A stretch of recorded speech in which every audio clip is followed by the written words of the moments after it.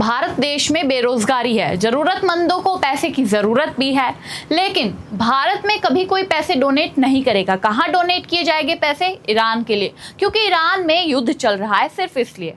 हालांकि पिछले कुछ दशकों से भारत में भी कुछ ऐसे मामले सामने आए हैं जब भारत को पैसों की जरूरत होती है, लेकिन इस पैसे डोनेट करने के केसेस में भारत में तो हिंदू आगे रहेंगे, लेकिन जब मुस्लिमों की बात आती है तो मुस्लिमों के पास पैसे खत्म हो जाते हैं।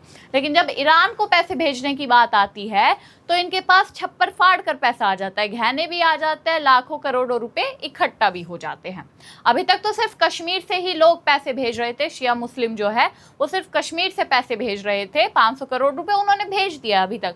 लेकिन अब यूपी, देहरादून, उत्तराखंड, ना जाने कहाँ कहाँ से, हैदराबाद से भी पैसे जाने शुरू हो गए हैं। यानी कि ईरान को पैसे भेज सकते हैं लेकिन अपने देश को नहीं। क्या इनका ये व्यवहार ठीक है कि भारत को पैसा नहीं देंगे, ईरान को पैसा देंगे, दूसरे देशों को पैसा देंगे? आज इसी पर हम चर्चा करेंगे इस वीडियो में। नमस्कार, आप देख रहे हैं न्यूज़ पेटी, मैं हूं आपके साथ अनुष्का पवार। दोस्तों, ईरान, इजराइल और अमेरिका के युद्ध के बीच काफ़ी ज़्यादा ईरान का नुकसान हुआ है। हम मानते हैं कि नुकसान दोनों ही तीनों कंट्रीज़ का हो रहा है, लेकिन इसका भारत देश से क्या लेना देना है? जब भारत देश में शॉर्टेज एलपीजी की थोड़ी बहुत आ सकती है, हालांकि हमारी सरकार काम कर रही है, उनकी विदेश नीति सक्सेसफुल है, तो वो भी कमी नहीं आएगी। लेकिन जब पैसे डोनेट करने की बात आती है तो जो एनजीओस पैसे मांगते हैं तब मुस्लिम समुदाय के पास पैसा नहीं होता। जब भारत में कोरोना के टाइम पर पैसा मांगा गया तब नहीं होता।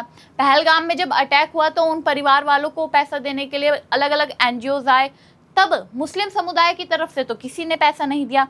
जब युद्ध होता है तब पैसा नहीं दिया जाता, कारगिल वॉर हो, कोई सा भी वॉर हो, मुस्लिम समुदाय द्वारा कोई पैसा नहीं दिया जाता। लेकिन अब जब ईरान में युद्ध हो रहा है, ईरान भारत का हिस्सा नहीं है, पहले ही हम आपको बता दें, इसलिए बता रहे हैं कि ईरान में जब युद्ध हो रहा है तब मुस्लिम समुदाय के अंदर भावनाएं इतनी जाग गई है कि पहले वो छाती पीट कर रोते हैं और अब पैसे डोनेट करने के लिए क्यूआर स्कैन करते हैं और 500 करोड़ रुपए भेज देते हैं। पहले कश्मीर में हुआ, फिर देहरादून में हुआ और फिर उत्तर प्रदेश में भी हो गया है। देखिए, आयतुल्ला और शहीद ईरानियों के लिए देहरादून में जुटाई मदद, महिलाएं गहने नकदी तेहरान भेजेगी। यानी कि इनके द्वारा पैसा तेहरान भेजा जा रहा है, ईरान भेजा जा रहा है। खामेनाई तो इनके बड़े सगे थे, इसलिए वहाँ पे पहले रोते हैं उनके लिए। अब जब ईरानियों की और जितने भी लोगों की मौत हो रही है उनके लिए भारत के मुस्लिमों द्वारा, शिया मुस्लिमों द्वारा पैसा डोनेट किया जा रहा है। हालांकि अभी ईद मनाने से भी इन लोगों ने मना कर दिया था कि हम ईद नहीं मनाएंगे, वो खुशी नहीं रहेगी, क्योंकि भारत का ही कोई बड़ा लीडर जो है मरा है, इस वजह से इन्हें लगता है कि नहीं मनानी चाहिए। ईरान जाने को ये लोग तैयार है और ईरान के लिए पैसे भी डोनेट कर रहे हैं। ईरान और इजराइल अमेरिका के बीच छिड़े भीषण युद्ध के बीच देहरादून का सिया समुदाय ईरान के युद्ध पीड़ितों की मदद के लिए आगे आया है। रविवार को इंदर रोड स्थित इमाम बारगाह में समुदाय की महिलाओं ने गहने, नकदी और बच्चों ने अपनी गुल्लक दान कर दी। ये गहने जो है महिलाओं द्वारा कभी किसी और केसेस के लिए जब भारत को ज़रूरत होगी तब दान नहीं करेंगे और अभी तक किए भी नहीं है। कोई अटैक होता है तब भी इन्होंने कोई दान नहीं किया, ना किसी एनजीओ को देते हैं, वक्फ बोर्ड के लिए लड़ने को आ जाएंगे, लेकिन भारत को कभी डोनेट करते नजर नहीं आएंगे। पर अब ईरानियों के लिए इन महिलाओं द्वारा पहले छाती पीट कर रोया जाता है और अब उनके गहने भी दिए जा रहे हैं दान में। हालांकि ईरान को इनके पैसे देने से बिल्कुल फर्क नहीं पड़ रहा, वो तो पाकिस्तानियों की बात मान रहा है, सबको साफ दिख रहा है। रविवार को कनीजे जनाब फातिमा जहारा संगठन की ओर से विशेष दुआएं और डोनेशन कार्यक्रम किया गया। वाओ, विशेष दुआएं तो चलो सबको मिलनी चाहिए, अगर वहां पर युद्ध हो रहा है तो लोगों की अच्छी सलामती के लिए दुआएं दे रहे हैं, वो अच्छी बात है, लेकिन डोनेशन भी दिया जा रहा है। सुप्रीम लीडर आयतुल्ला अली खamenei एवं शहीद बच्चों के लिए दुआएं कराई गई। 3 साल की एक मासूम ने अपनी कान की बालियां दान की तो कर दी तो सभी की आंखें नम हो गई। 3 साल की बच्ची को पहले तो ये नहीं पता होगा कि खamenei कौन था, उसने क्या क्या काम करे है, और फिर ऊपर से उसने अपनी बालियां भी दान कर दी, गुल्लक दान कर रहे हैं, पैसे दान कर रहे हैं। हालांकि ये पैसे तब क्यों दान नहीं किए जाते जब पुलवामा अटैक हुआ था कश्मीर में, और ये हिजबुल्ला जैसे नारे लगाते नजर आते हैं। इनका मतलब क्या है? क्या कभी ये भारत के लिए भी इतना सपोर्ट करते नजर आए हैं कि भारत में ये नहीं होना चाहिए, ऐसे भारत के लिए हमें ये चीज़ें डोनेट करनी है?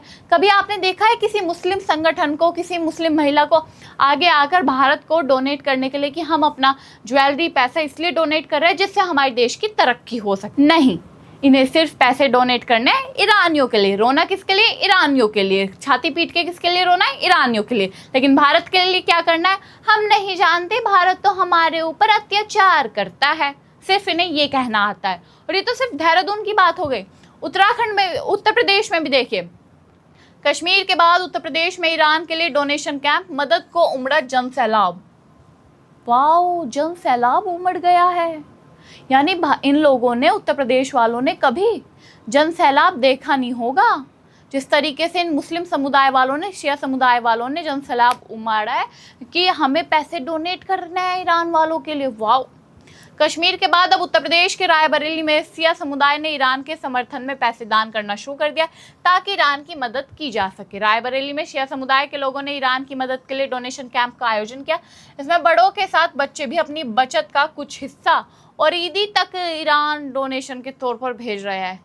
ये तो हैरान करने वाली बात है कि बच्चों ने अपनी ईदी भी ईरान भेज दिया। हालांकि ईरान तक पहुंच रही होगी या नहीं पहुंच रही होगी, ये बड़ा सवाल है। ईरान इनके पैसों को किस तरीके से देख रहा होगा? भीख के तौर पर देख रहा होगा या फिर इंसानियत के तौर पर? ये भी बहुत बड़ी बात है। और क्या ईरान इनके पैसे लेकर खुश है या फिर नहीं, ये भी बहुत बड़ी बात है। क्योंकि ईरान की तरफ से स्टेटमेंट पहले दिया गया, thank you India, thank you Kashmir, लेकिन बाद में पाकिस्तानियों के कहने पर वो स्टेटमेंट डिलीट भी कर दिया गया, जिससे साफ है कि ईरान को भारत के लोगों से दान करने से कुछ मतलब नहीं है। उन्हें सुननी है तो पाकिस्तान वालों की सुननी है।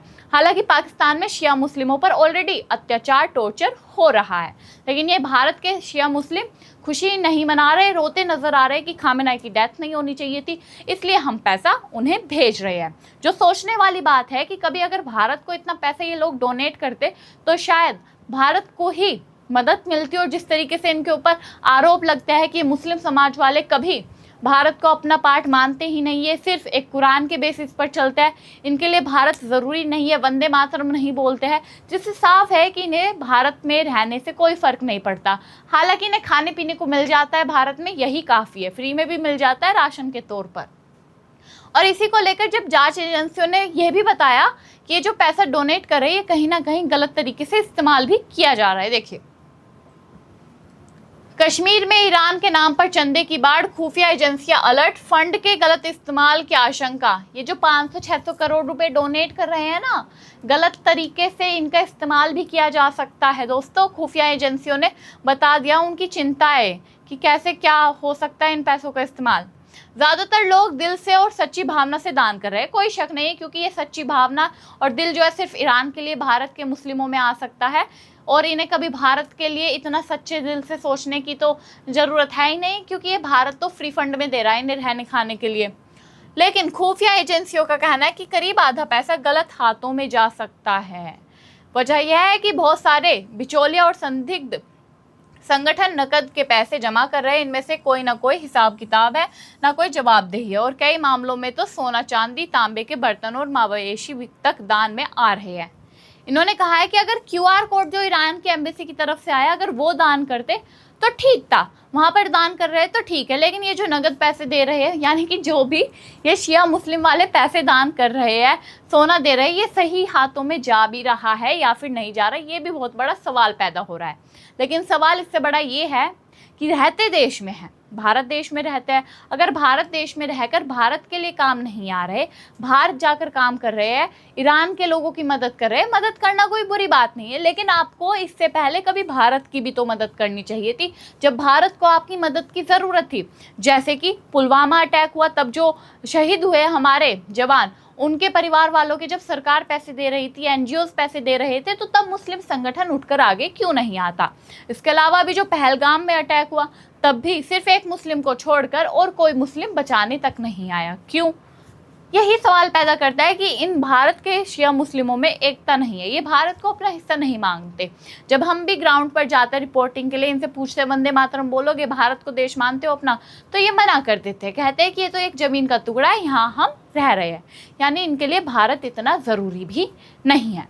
तो दोस्तों अब आप बताइए कमेंट बॉक्स में, आपको क्या लगता है कि भारत अगर इनके लिए ज़रूरी नहीं है, जब ये ईरानियों की इतनी मदद कर ही रहे हैं, तो ये ईरान क्यों नहीं चले जाते? क्योंकि कुछ का स्टेटमेंट ये भी आया है कि ईरान इन्हें खाने पीने को दे देगा जब वहाँ चले जाएंगे, अगर पीएम मोदी परमिशन दे दे, वीज़ा दे दे। तो अगर इनका वीज़ा इशू हो गया, वहाँ पर जिस तरीके से महिलाओं को टॉर्चर कर कर रखा जाता है, ये वहाँ पर खुश रहेंगे। मुझे ऐसा लगता है कि वहाँ पर जाकर ईरान में शिया समुदाय वाले ज़्यादा खुश रहेंगे।